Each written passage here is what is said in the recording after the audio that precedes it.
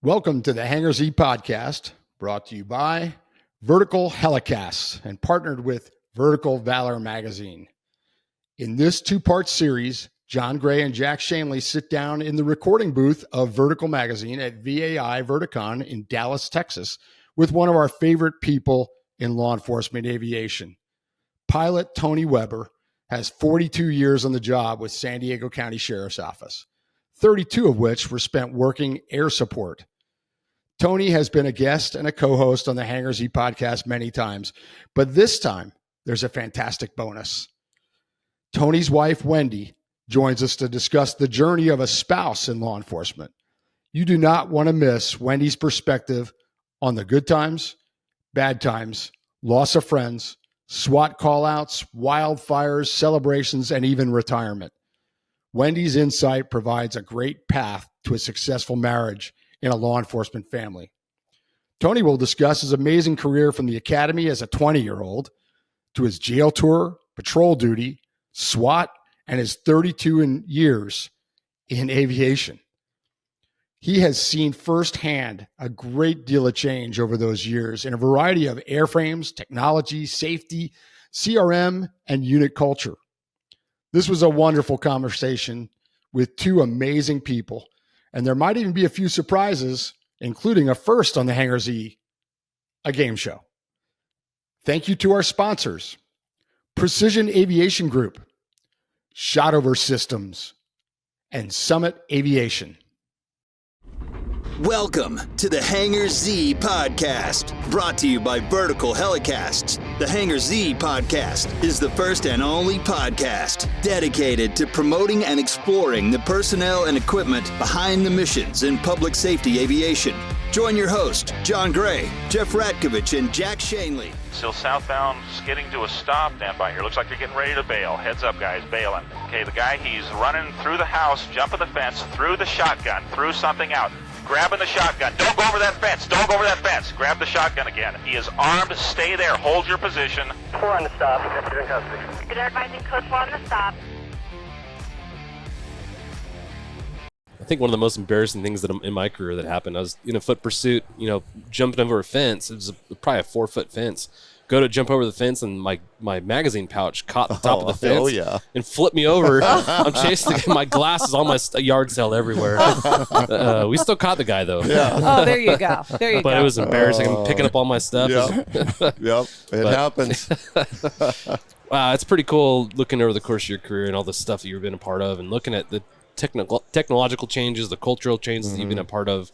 When you look over some of the challenges that exist over the course of your career that aren't the things that we talked about, what would you say some of the most challenging parts of this law enforcement and aviation career have been? I would think, I always look back to when we started and then all the changes that happen over time in, law enforcement aviation and helicopter unit.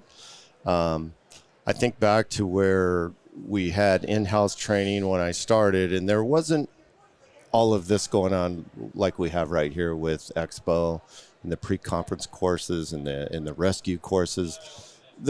For us, there was none of that going on. You sort of learned in-house, and this is the way we've always done it. Yeah. And then you progress further on in the career, and then you find out, all right, things have progressed, procedures, industry standards. Even we started getting more of outside training, which I think is huge. We started having Bell and MD come in shooting more auto rotations, more emergency procedures, equipment changes that helped our jobs. The FLIRs got better, moving maps, taking you everywhere you want to go. And just overall training and equipment in the aviation unit has changed so much. And when I think back, it's like two different worlds. And does it really help your job? Yeah, it does. Mm-hmm. And then getting finally to get out for outside training and seeing what the industry is doing, and then staying abreast of all the changes. I mean, that stuff is huge. So I've seen every part of aviation from, we didn't have much. Here we didn't have any budgets, and we were running off a shoestring, and then we're fast forwarding. Now we have a great budget. The next thing you know, we're into aerial firefighting, and our mission has expanded. I mean, you think about all of that after 32 years, and it's almost mind-boggling to see the changes that have happened. Think about things that changed in like 5 years. Yes. 32. Yeah. In aviation, that is for instance, every year you come here, there's something new. Yeah. I mean, something not just, that's kind of neat, where it's mind-boggling new. Yeah. You go, look at that, a whole new airframe. I mean, Airbus is doing that today. Robinson just did it. Incredible.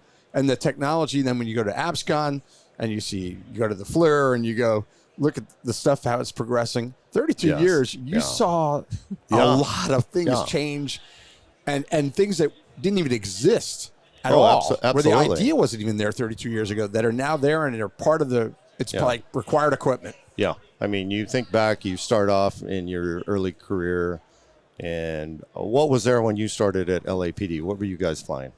Bell 206s, and we had some A-Stars, but most of my time early was as a TFO was in a 206. Right.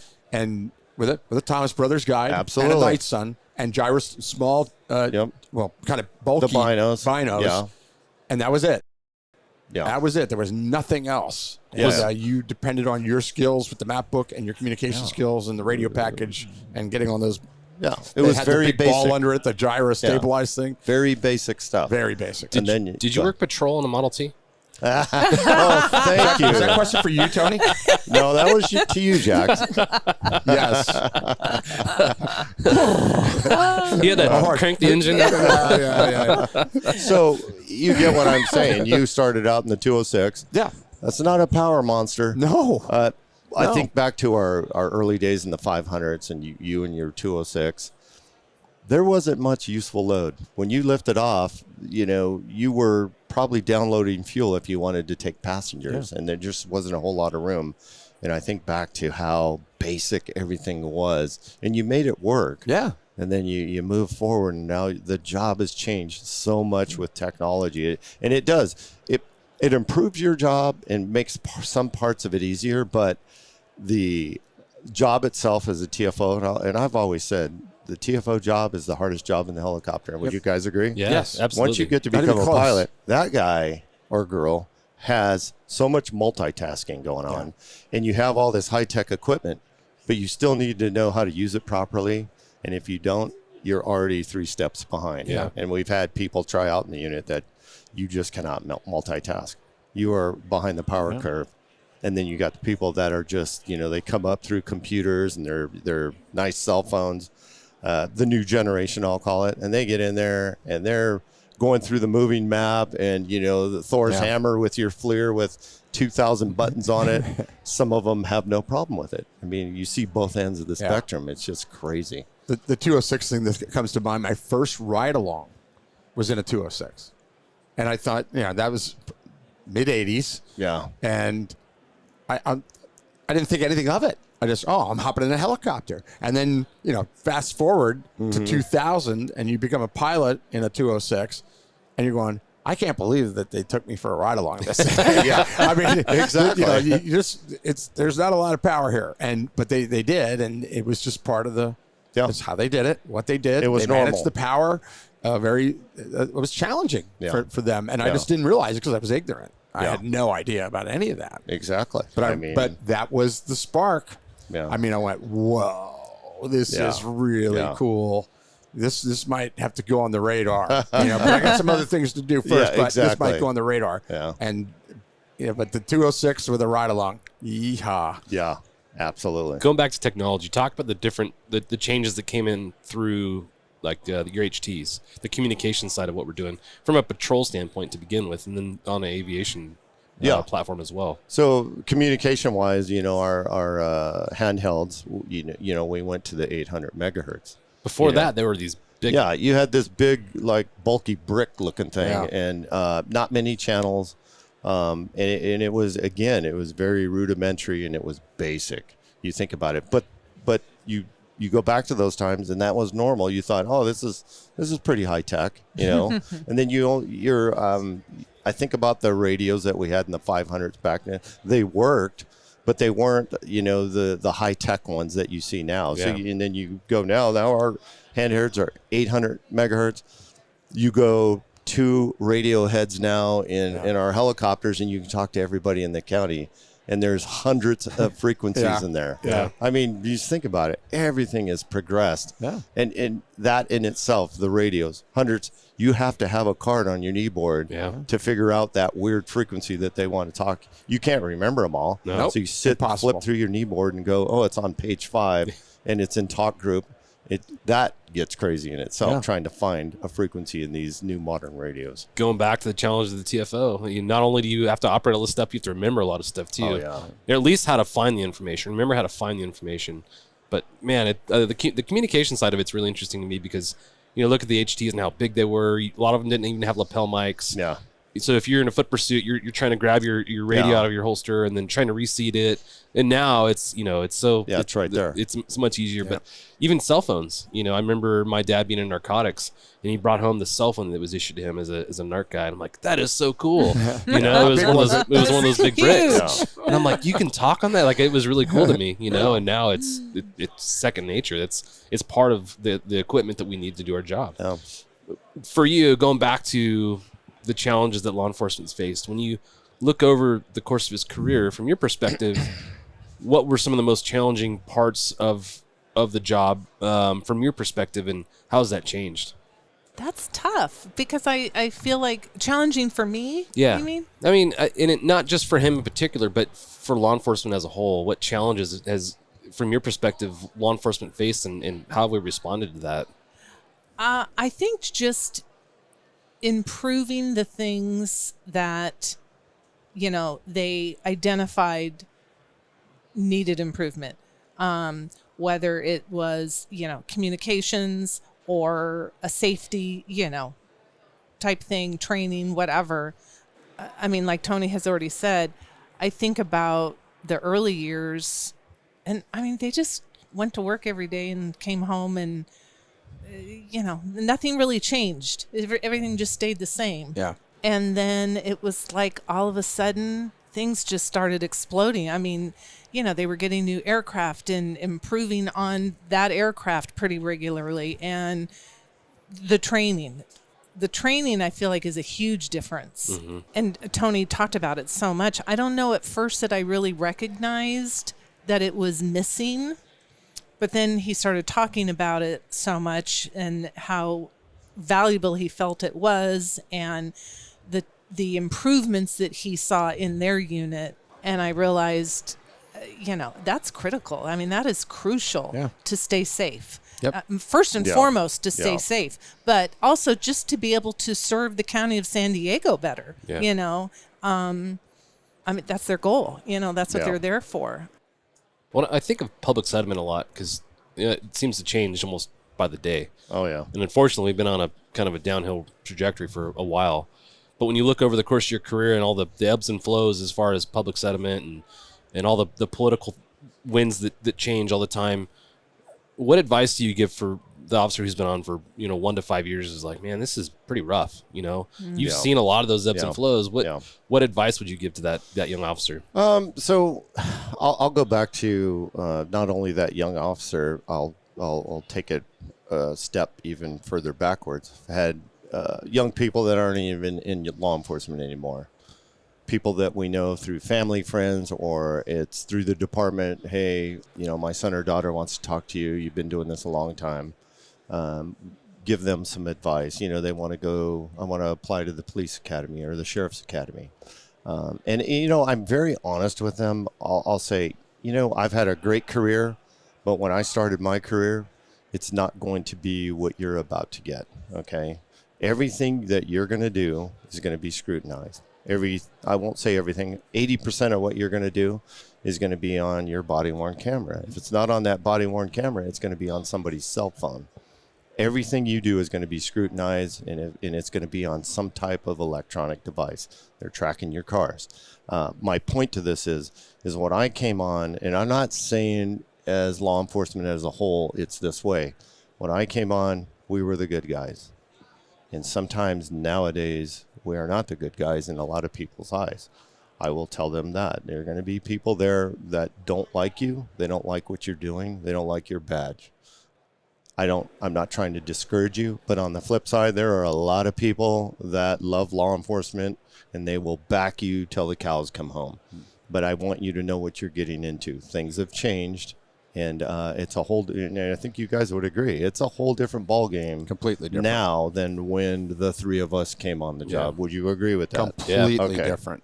And there's a lot of hurdles, and if you went back and said, hey, John or Jack, you could start over right now and go through LAPD's police academy, what would be your thoughts? Would you do it? Not do it? I'm not trying to put you on the spot, but you have probably some reservations about it. A lot more reservations than I did in 1983. I'll tell you that. Exactly. Yeah. I jumped at it. Yeah. So did I. Jumped and leaped without hesitation. I didn't care about any of that nonsense.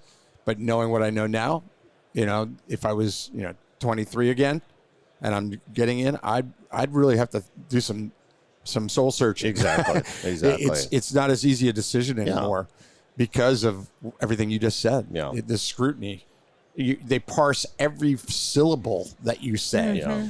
I mean, your department parses it, and then a DA parses it, and then the public parses it. And it's like the scrutiny. You're expecting perfection from humans, which is an unrealistic expectation, but it is what it is. And in police work, we know that things change rapidly. You're not in control of 90% of it, and the job's harder than ever. I don't know how people do it. To be honest, I don't know how people do it right now, other than they don't do it. They're in the job, but they don't do it. They're not out there, chasing people like they used to. And I understand. Yeah, I understand. It's the because of the scrutiny that you're talking about. Thank you to our sponsor, Shotover. Shotover Systems is the leading developer and manufacturer of high-performance gyro-stabilized cameras with advanced real-time AR mapping and mission management, all backed by unparalleled custom training and support. Now offering the M2 multi-sensor system, sole 6-axis EO/IR platform with 4K Ultra HD color and infrared technology. Ideal for law enforcement and defense. Offered with real-time AR overlays to quickly identify streets, weather, and traffic. Automated license plate recognition, 24 megapixel digital photographs, and automated steering and tracking. And liability involved. And I'm not, anybody listening to this podcast when it comes out, you're not trying to discourage anybody, and neither am I. I just want you to enter this job with your eyes wide open, knowing what to expect. Yep. And then you take this a step further in the other direction. This dynamic, along with a lot of others, has affected recruiting for our department, probably your department. Every department. So recruiting and retention, that's an issue because things have changed so much. Yeah. Like I said, back in the day when you and I came on, you two, we jumped at the chance. Now recruiting's changed. You really have to go out and talk to people at these events and sell your department to them. I mean, you think about some of the laterals, what they're getting paid to go to another department now. Tens of thousands of dollars. which Moving expenses, all sorts of things. Which tells you everybody's fighting for, bodies and new recruits. It's gotten crazy. As a matter of fact, I was watching Kevin Gallagher's episode last night, and he said at one point, if there's a big bonus to get you to come to a department, that's a clue that there's a problem there. And it's Good point. Oh my gosh, that's so true. It is. I mean, they're It all is. doing it, but there are some that are, big dollars.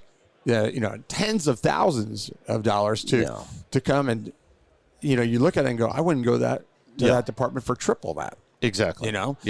Because there's no support. They don't. Their community doesn't support them. Their mayor doesn't support them. Their city council hates them, and their DA is crazy. Yeah. Why would I go there for 100,000? Yeah, I'm not.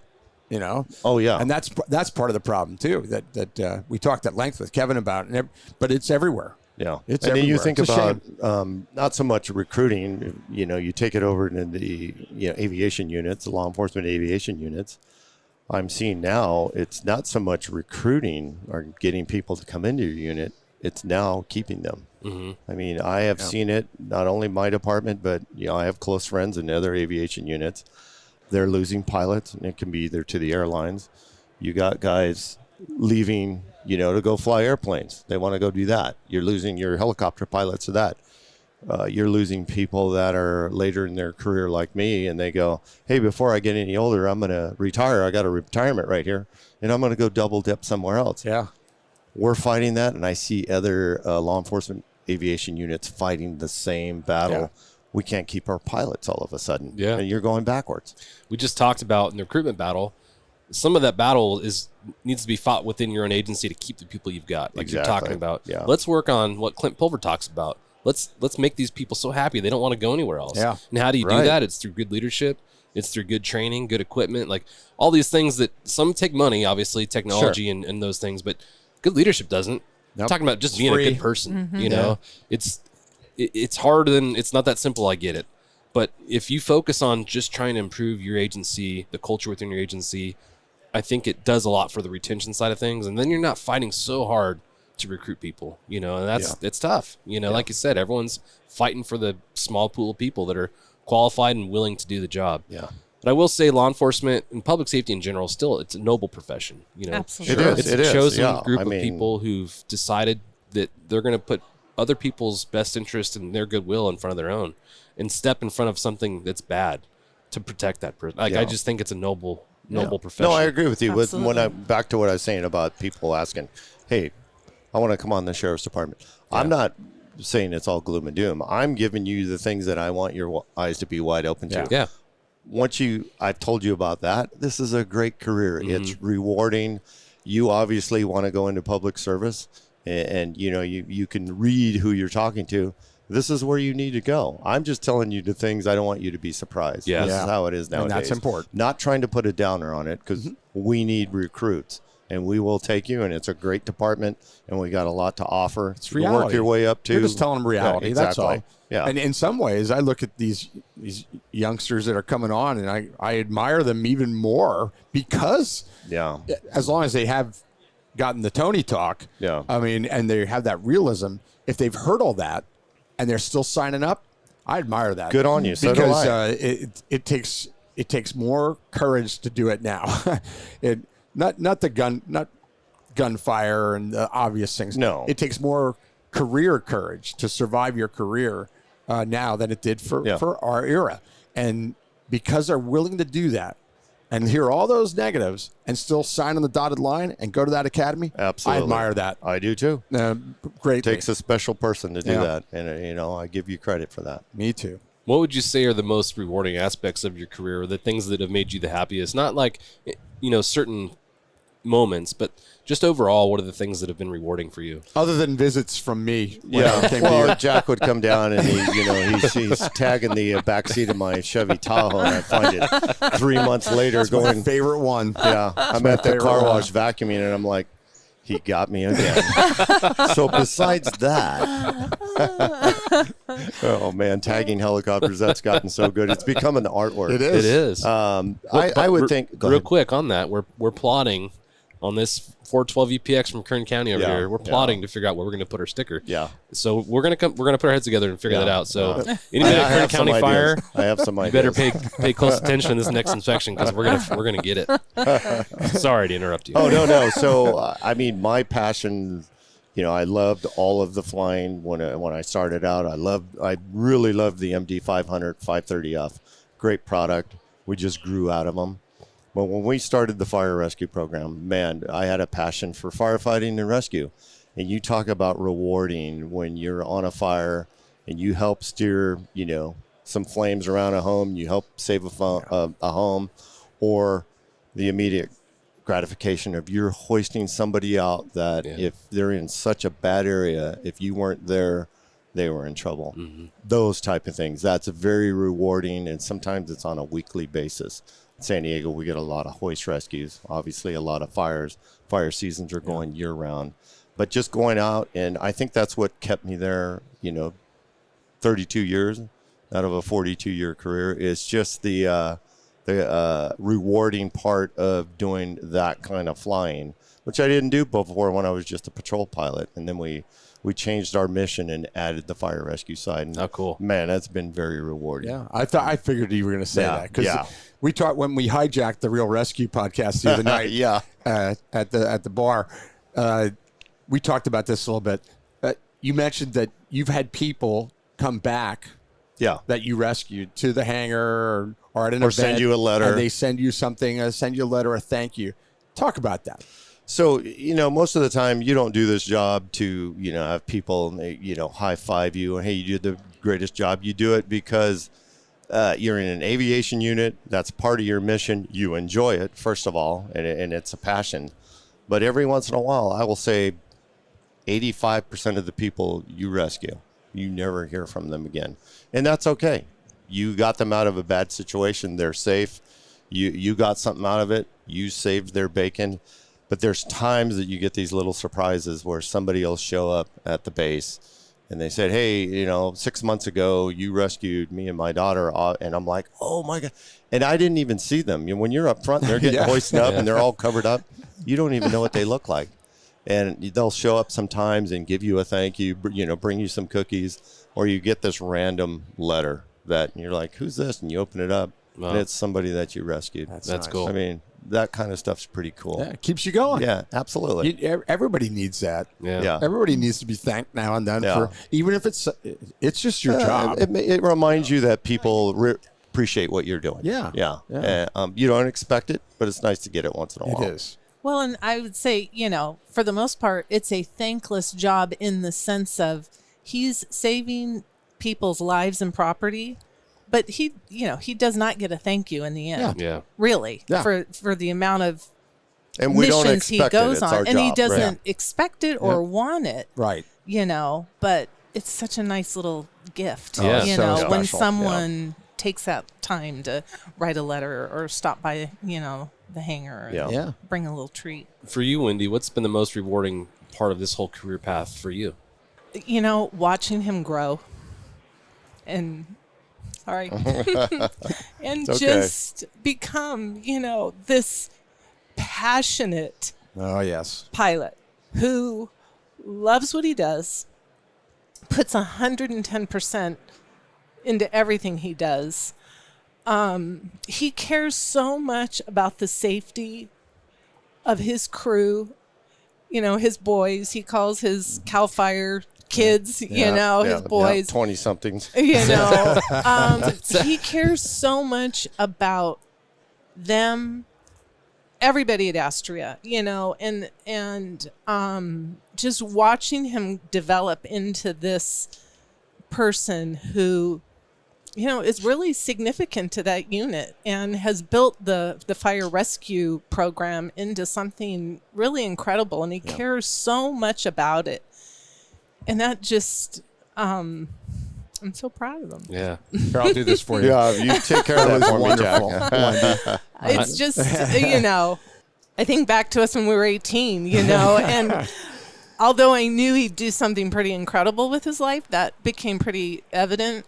But I never imagined, we'd get to where we are and that he would do what he has done. And it's time for your Heli Life giveaway secret word.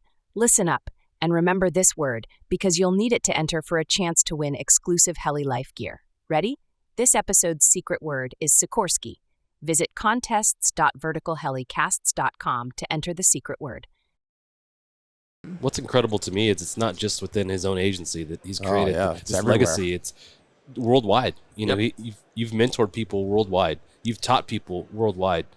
It's really cool to look at your legacy and the footprint you've left.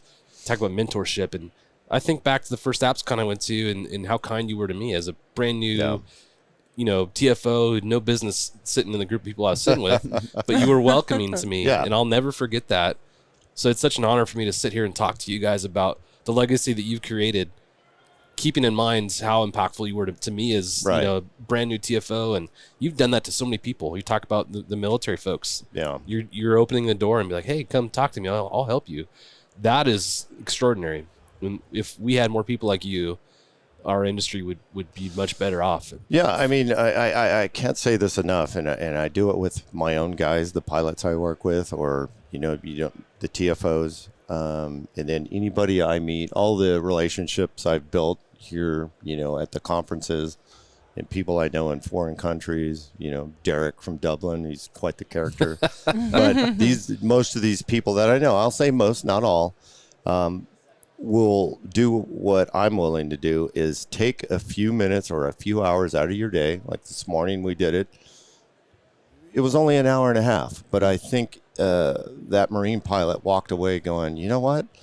He gave me some stuff I didn't think about that I didn't get in the transition course from military to civilian. He took that course, and maybe give him a few contacts that he can talk to and help them along their way, and pay it back like somebody did for me, somebody did for you and you. We all have our mentors that helped us out or welcomed us into a group that we were the new guy. And that goes a long way. I mean, I see guys now that have left the military and have civilian jobs. Andrew Beatty was one of them. I was mentoring him a few years before he got out. Yep. He found his way. I mean, now he's mentoring people. Yes, exactly. So they're out there, and I think, and I would hope more people would be willing to do that. You've done a lot. You've done a lot. And I've enjoyed every minute of it. I know you did. Wendy said the word, you're passionate. You first of all, you care. You really do care about your profession, not just your job, your profession you care about, and you're passionate about it. You've thrown yourself into it in many ways, but the instruction way, especially, and mentoring and all that, and the passion is what makes you so different. And sometimes to a fault, she will tell me, sometimes if something's not going the way it should, and she goes, at some point you got to let that little nugget go, because it'll advice. Eat at you, and she's right. It'll drive him crazy. I do that too. Something's not going right or as safe as it should be. I'll let it eat at me a little bit, and then I'll do a reality check. All right, you've said what you had to say. Yep. You've given them the info that they need. They're either going to use it or they're not. And then sometimes you do got to let go. So that's what I meant by sometimes to a fault. No, I can relate to that. Yeah. I get obsessed with some things too. Exactly. And we're all type A. Not just Tracy, but others will say, hey, let that go. Yeah. And you do. You do at sometimes some I point. don't. Yeah. And I'm sure Tracy does. I love the passion and the fact that he cares so deeply about Astria as a unit and everybody doing the job, as safely as it can be done, as well as it can be done to the industry standard, right? If not better. Better, yeah. But when it comes down to it, he just can't control every decision and every movement being made, and that's hard for him because he wants them to be the best. Yeah. What strikes me is not only your willingness and desire to mentor people, but yours as well. Talked about, you're doing the same thing that he's doing with couples. And that's just an uncommon thing for both people to be passionate about this career field and this profession and willing to help other people. It's just something you don't see very often. So I applaud both of you for your efforts. I appreciate that. And the time you spend helping other people, because it's not common. Most people are just looking after themselves, and you've both found a way to lend in other people's careers and lives. So I think that's really cool. And when you think of the success over 42 years, I think that is part of why you've been so successful. You're willing to help other people. And, from the onset of your career, I'll call it the fast track. You stand out. You're passionate. You pursue things, and you go above and beyond. And there's not many people like that. The next question I'll have is advice for folks that they're 5 to 10 years into their career and they're really wanting to advance within their career, whether it's through promotions or going to aviation or whatever their goal is. What do you think the key to success within law enforcement is over the course of your career? Thanks to our sponsor, Summit Aviation, a full-service provider for business, government, parapublic, and military aviation, specializing in maintenance, modifications, avionics, interiors, and paint. Discover more at summit-aviation.com. I'm pretty old school, and I think there's I can see it even in my own air unit. There's a new younger generation coming in, and I'm the last of the old school guys that, got brought up a different way through the department. But I still hold on to the core values of what got me where I was going. And it's, be willing to put the work in, do your homework. Don't look for any shortcuts. And then I always hit on reputation. Oh, yeah. Your reputation from day one on the department, whatever department you're on, is going to follow you throughout your whole career. So have a good reputation and, develop it as you go along. Because I'll give you an example. You're trying to get into the SWAT team, or you're trying to make detectives, or you're coming into the air unit. And if you're naive enough to believe that people are not making phone calls asking somebody else that you worked with, how was he to work, that type of thing, that type of networking where people are checking up on you because you want to get into a new job within the department, that's either going to make you or break you. Yep. So, be humble, have a good reputation, don't take any shortcuts, and learn the job that you want next inside and out, and just don't give up. There are times where you're going to go interview for a job and they go, hey, you didn't make it. This guy was more experienced. He had more time. He was in detectives. You weren't. And then you leave that interview, or you get all that information why you didn't make it, and you fix it. Yeah. And if you're not willing to do that, you won't progress. So that would be my advice. I love that. One of the things that they do on those phone calls is the first question isn't, hey, is Tony a really hard worker? Yeah. They know you are. Yeah. They go, does Tony get along with everybody? Mm-hmm. I mean, Exactly. how does he get along with his partners? And that's what they want to know. And that will sink your boat It will. quick. In a heartbeat. You might be the leader in felony arrests. But if you're arrogant, or you're cause problems, or you're trouble for a supervisor, that's the thing that's going to dump you. You're never going to get that job. So personality has a lot to do with that. Just getting along with people. To get pulled into a specialized unit, and specialized units on a lot of departments are your SWAT teams, your aviation unit, and narcotics, bomb squad. Yep. And it's honestly small unit dynamics. Yeah. And that question will always be asked: how does he get along with his coworkers? Yep. Has there been any issues? That's right. And I can't tell you how many people have been, they don't get into a job because of that, because the answer wasn't a good one. Even though they might be really qualified. Mm-hmm. Yeah, you might be a rock star. Really qualified. Yeah. They might have all these pilot licenses. I'm thinking of people. Yeah. Pilot license, and they apply and they don't get the job like 5 times. And they go, gee, I just don't understand it. We don't understand it. No. We know exactly why you didn't get it. Yeah. Exactly. Because it has nothing to do with your pilot license or your hours. It has to do with, are you going to come into this unit and be a productive member or a cancer? And sometimes there's clues, Yeah. So I like that you went that route with knowing that those phone calls are made. Oh, oh yeah. They absolutely And if they're are. not made, whoever's looking at you is not doing their due that's for diligence. sure. Because there's nothing worse in a small unit or an aviation unit. Doesn't matter what it is. It could be bomb arson. Yeah.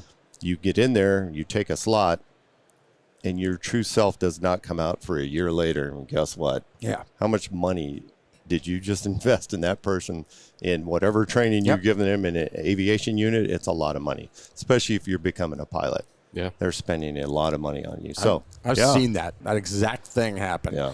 Where the oral interview was dynamite. Yeah. And it was a good lesson for everybody involved that, hey, just because somebody can come into a panel and sit there and answer questions and kill it. Yeah. And you go, look at the qualifications, look at the resume, look at that, the answers. Yeah, but. Yeah. And they didn't do the phone call. Yeah. And then a year later, you start seeing it. And then 5 years later, it's a catastrophe, and it's hurting not only your unit, but maybe even your department, Yeah. The whole unit dynamic is off at that point. Yeah.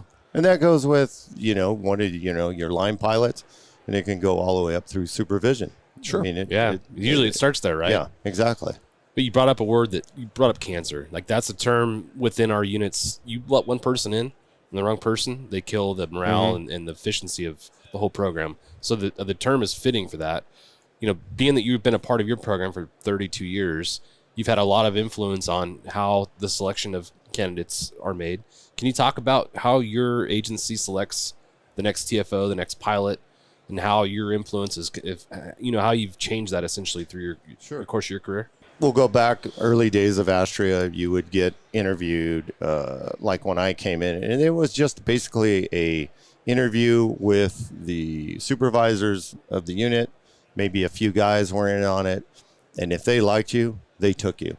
Things have progressed since then, obviously. So now you come in and they look at your background. There's a scoring matrix. How many places in the department have you been before this interview? Did you do your homework on Astria or the air unit, whatever air unit you're coming in? And if you come in there and they ask you some basic questions about the air unit, you should be able to nail it. You want this job, you should have done your due diligence, and it's basic stuff. You don't have to be a pilot. They look at all that. You get an oral interview. You do well, they'll give you a flight test and see if you can just basically get us from point A to point B without using the moving map. Do you know the geographics of your area? So we'll say, hey, we're leaving Astria Base here in El Cajon, and we got a call over here at this address in Spring Valley. And you have to look it up, on your own, no moving map, and then just see if you can orient a little bit. Where's east? Where's west? The simple stuff. Get you up in an orbit, crank some orbits in once we get there, if you find it. I want to find out if you're going to get airsick. I mean, there are people that are really good candidates, and they come in and they've never flown and they've aced everything, and we take them for a flight and they're sick. I mean, you got to know that. So you make it through that whole process. We have a list, let's say there's 10 people. We'll take the first, 1 through 6, bring you in for a 2-week TAD. It used to be a month. I think you guys do a month. Yeah. We used to have it at a month, and then it just got whittled down to 2 weeks because a lot of people will not cut somebody loose. Yeah, they don't want to give them up. They don't want to give them up. So it's now down to 2 weeks. And we just, we fly with them for 2 weeks, start in on their training, and, get you on some good calls, see if you can multitask. And then we kind of just look at you for 2 weeks and we rate you. So there's the number one guy. Let's take 3 or 4 more at the top of the list. And then whoever does best out of the 2 weeks, that's how you get picked up. So at least we get somewhat of a look at you.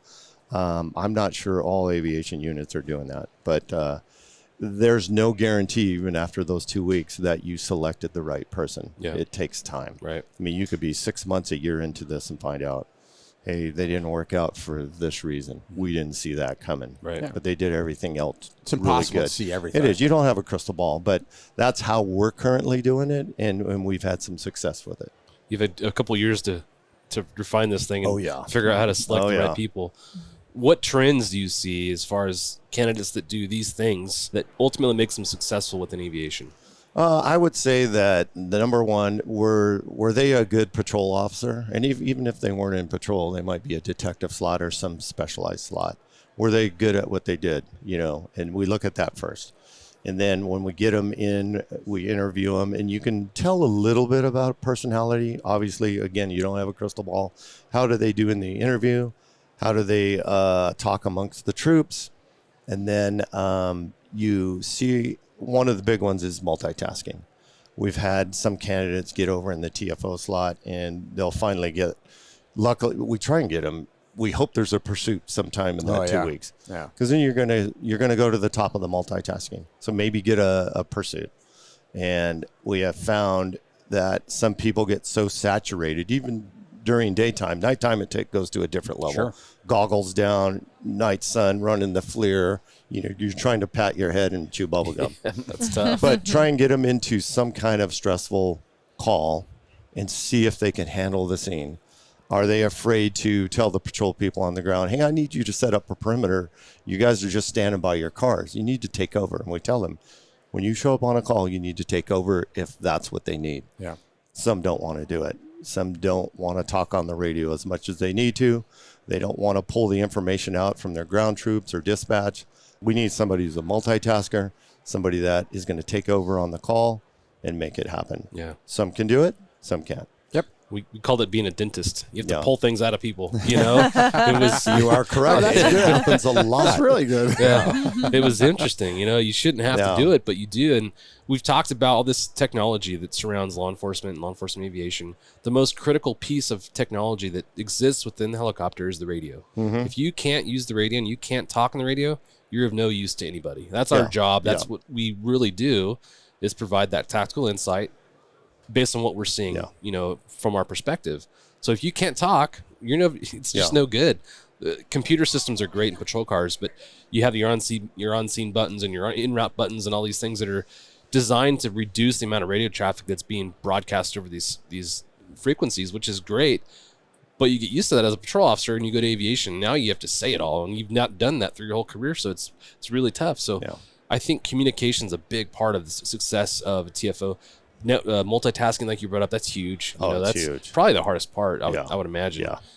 Jack, for you saw a lot of trainees as well. Yeah. What trends would you say you saw of those that were successful and ended up? Well, you touched on it just now. Communication. I mean, the good communicators succeeded. The ones that could paint a picture. That was the exact term we used. Paint the picture. And in the beginning, they're like, "What do you mean?" Well, you're looking down at something. Your officers or deputies are coming. Paint that picture to them so that while they're in their patrol car, they can picture in their mind what's going on here just from your words.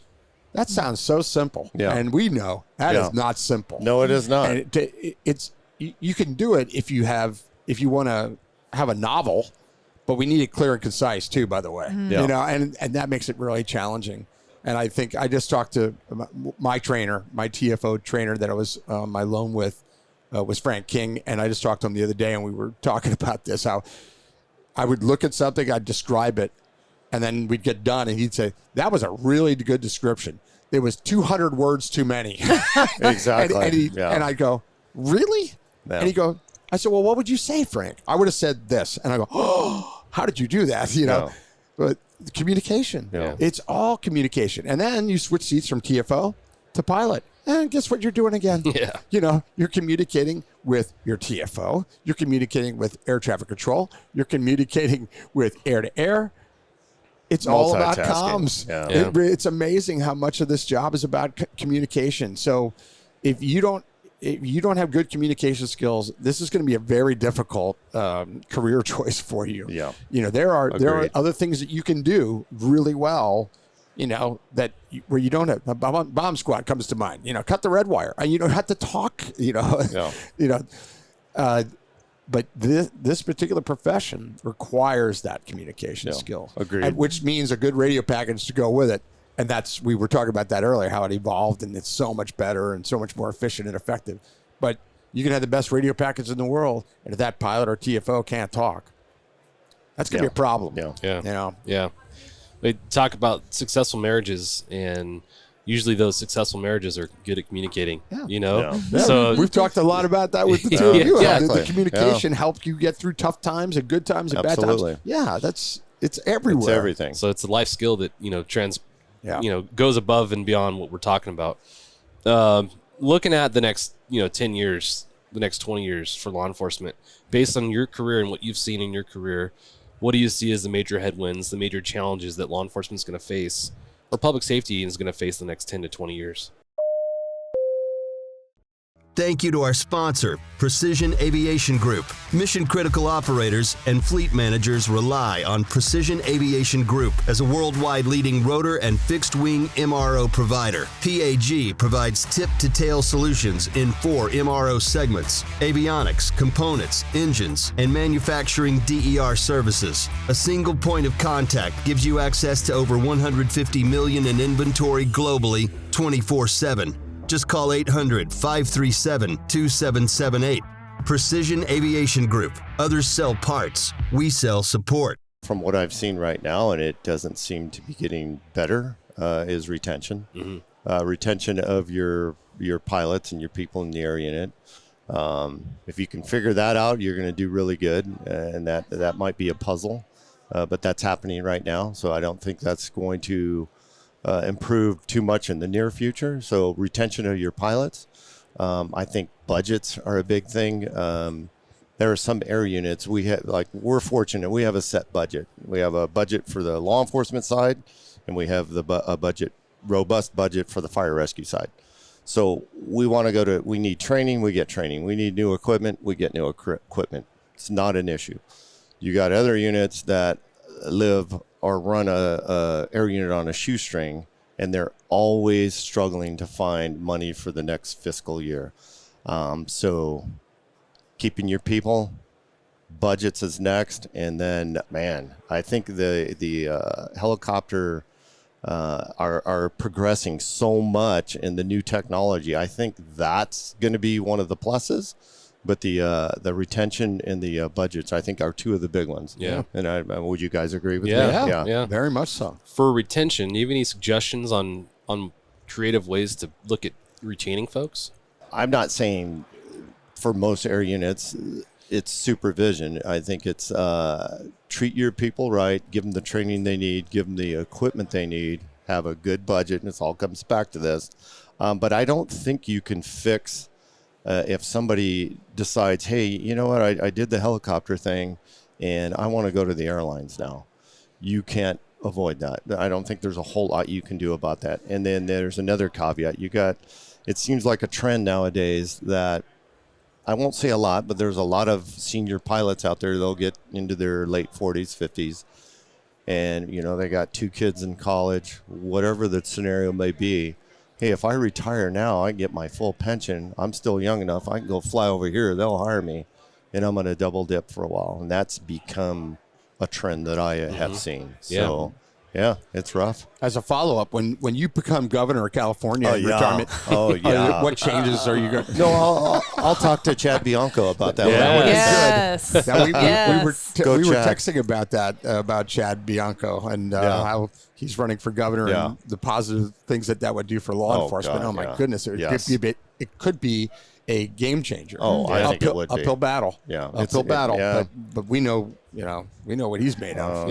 Absolutely. He's amazing. Yeah. On the issue you talked about, I think it's interesting because you look at the pensions and it's such a great benefit. It's the reason a lot of people go into law enforcement or public safety in general.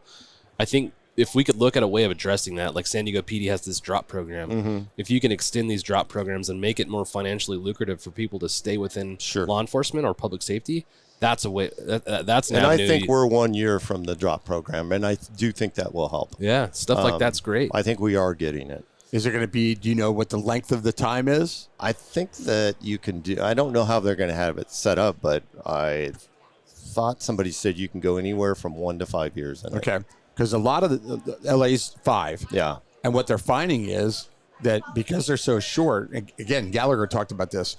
They're so short. People that you have 5 years. Once you sign up, that's it, right? You have your date of retirement. And there's nothing you can do about that. Now you're 2.5, 3 years into that drop, and you go, I'd like to stay longer. They need to extend it. Yeah, I mean, that would be a good way to do it. Yeah. And say, well, you want an extra year? I'll take an extra 2, please. Yeah. And that's now you're retaining somebody an experienced person that is about to bail and retire. You're getting 2 more years out of them. Absolutely. Why would you not do that? It doesn't cost the city a penny. Exactly. A penny, and they gain 2 Cost years neutral. out of an experieous person. Yeah. So some of the stuff that's obvious isn't Yeah. even being done to retain, and it's a shame. And hopefully, the people in power will wake up and absolutely. And when you become governor, you can tell them that. Something else I think they should consider is if you look at the educational incentives that come with these careers, you should be like, hey, we'll pay for your kid to go to college for as long as you stay beyond your actionable time. You stay for 4 years, we'll make sure we'll pay for those 4 years your kid can go to school or you. I think looking outside the box and incentives that will keep people within our programs for longer like that would be great. Yeah. That's a great idea. Maybe you should run for governor. Yeah, John. No, thank you. I'll vote for you. I will vote for you. I'll put signs in my yard for you. Okay. That's All how right. much I believe in you. All right. I don't put signs in my yard for anybody. Well, for you, I want to ask the same question. When you look 10 years, 20 years down the road, what do you see as the headwinds for law enforcement and public safety? My thoughts are getting rid of the politics. Yeah. There should be no politics in law enforcement. And I realize, In the sheriff's department, there are, because it is, the sheriff is a voted in position. So there's a little bit there. But I think it just really can make or break a department. If your sheriff or your chief or whatever your top, if they're more set on aligning with the DA and having a stronger political, take on the job, because the job itself is not political. You know what I mean? Theirs is. I mean, their position, let's say. Yeah. And it doesn't do anybody any good. Very true. And it just will trickle down, from your chief to your sheriff to your commanders and your, captains. And I think that has to, kind of just like with the military, same idea. Yeah. It just cannot, politics can't get involved. Yeah. Yeah. Well, we're getting short on time, so I'm going to ask you one more question, and I'll ask you the same. Based on all your perspective and the wisdom that you've garnered over the course of your career, what advice do you have for the next generation of aviators? I'd say if that's what you're going to choose, whether it be fixed wing or helicopter aviation, man, have a passion for what you're doing. Don't just be there for a paycheck. I mean, if you have a passion for what you're doing, things are going to go really good. You're going to progress. The people are around you are going to progress. Get out and learn as much as you can about it. Go to the conferences, go to the training classes, learn the things that you don't know. If you're going to move into a specialty within your unit, whether it be firefighting or hoist rescue, go to those conferences because they have their separate ones. Keep on top of industry standards and safety, and you're going to have a great career if you do that.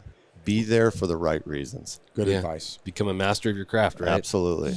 Wendy, for you, you've got a lot of perspective. What do you say to the next generation? I would absolutely ditto everything Tony has said. And over the 32 years at Astria, there's been a handful of people that they're on fire when they get there, and then they don't want to go just take a patrol flight. I mean, they'll go when they get a call, but otherwise they're more than happy to sit in their cubicle. And, just remember that passion that you had when you walked through the door, and don't let it fade out. Mm-hmm. Stay on fire. Just remember, you have a gift out Absolutely. Of how many thousands in the sheriff's department to be in this amazing unit and do something that so few people, get to do. And don't lose perspective of that, and just keep that passion alive. Yeah. Because there's somebody really who wants to sit in that pilot seat. Don't take it for granted. They'd give anything for it. So don't become a pigeon. Jeff Rakovich calls it a pigeon. They don't fly unless you throw a rocket at them. That's awesome. Exactly. That's a good analogy. One of Jeff's. I like that saying. Speaking of animals, we've talked about you becoming the burning bush. Here we go. But this is more along the lines of what we're talking about animal-wise. You are the GOAT. You've done more things in our industry than most people ever have. So, boy. Wow. So, the Hangar Z, I've always wanted to give an award to somebody. And I'm a big fan of the show The Office. I always wanted to give somebody a Dundee Award. And I thought about ordering you a Dundee Award, but I thought the award itself, I was like, the actual trophy's kind of cheesy. Funny. So I thought about telling him, like, what award would I get Tony? I looked through all kinds of them, and I found this thing. It's the GOAT. Oh, my gosh. It looks gosh. kind of like a sheep, but it's actually a goat. This is Tony Weber, the GOAT.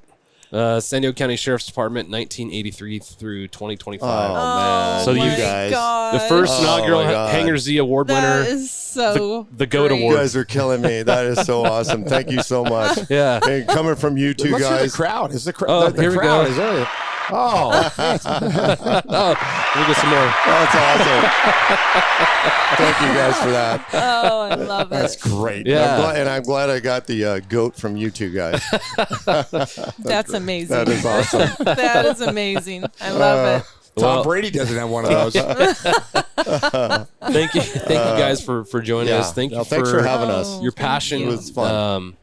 And I can't explain or express how honorable it is for me to sit here with you two, given who you are within the industry and the impact you've had and all the things. So I appreciate Thank you guys. Thank you for your friendship. Thank you. Thank you for It's your an honor to mentorship. be here. Yeah, it's just so cool. Jack, any last thoughts? Well, first of all, we were thrilled that Wendy agreed to join us because we thought that was important, because it's for the type of podcast we wanted to do with you for this retirement. We said, well, my goodness, Wendy has to join us, Wouldn't that be cool to get her perspective on all of this? So thank you, Wendy. Oh, thank you. Thanks for your I'm- comfort zone a little bit. A little for us. bit, And just and a it was little. great. You were fantastic. I mean, Thank you. Because the job I did is get only, the one journey question right. You did. Oh, yeah. You did. And I appreciate that. You saved your ass. Jeez. It's so important to hear the perspective from a spouse of somebody that was in law enforcement for 42 years. Yeah. So thank you. Thank you. Of course. And Tony, Thank just you. It was fun being here. congratulations. Thank you, man. I appreciate that. I'm so excited for you. Yeah. I feel honored too that that our paths crossed and we just kept that going. Kept going, yeah. And great friendship. Yes, it's I been appreciate wonderful. it. You Lots and of John. stickers and and good times, Yeah. lots of laughs, and you're going to love retirement, Oh, even yeah. if it's semi-retirement. Yeah, I'm looking forward to it. You'll have more time to take bike rides on the beach Yep, and do a little walk travel. and walk that dog. Yeah, that dog walks us sometimes. Yeah, I know, but beautiful.